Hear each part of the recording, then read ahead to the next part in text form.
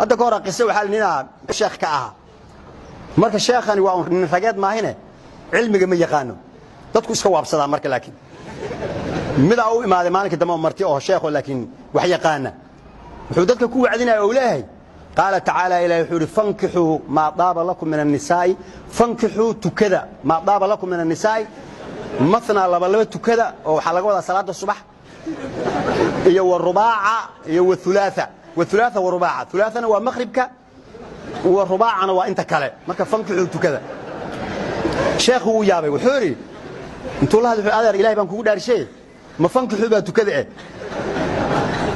وحيري ومحيت هدينا هي فنكحوا كذا محلو فسيري كرا مركز شوية هو قرت مركز ماشي إلا صوق قال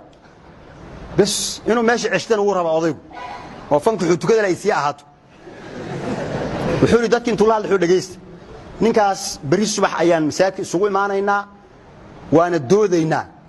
قفك علم لا إذا كان كلا ساريسين هذا دوينيتين saddex su'aalood baan weydiinayaa haduu saddexda baan waan ka helo oo uu yiraahdo ha haduu ku jawaabo inuu san waxba aqoonin oo mid dhaalim ah oo aniga i gardarhaysana inuu yahay saa uu ogaada waayahay bas meesha la sugu imaaday wadaadkina uu imaaday haye sheekhi haday ugu haysay fanku tukada aawe waa anigu ana ku haysay fanku tukada ma ah markaas uu yiri su'aalan ku weydiinaya markaas uu weydii ilaahi soo ma dhihin qul huwallahu ahad markaas uu yiri ha الله السمد سو إلهي مدهن ها لم يلد ولم يولد ولم يكن له كفار أحد سو إلهي مدهن ها معي تايب أربعة عندها كله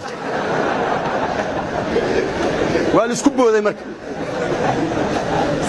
يمكن صدق مري ها مك جسي يورت ها محور ربع مركه ما شو ربعين وقصه ويسرق قسمت مركه تبكي واحد يا مركه علماء كلا قبت هذا كسماي وحكى سعد هواي علماء كلا قبت هنا ينوت على مركز علماء كلا قبان لاين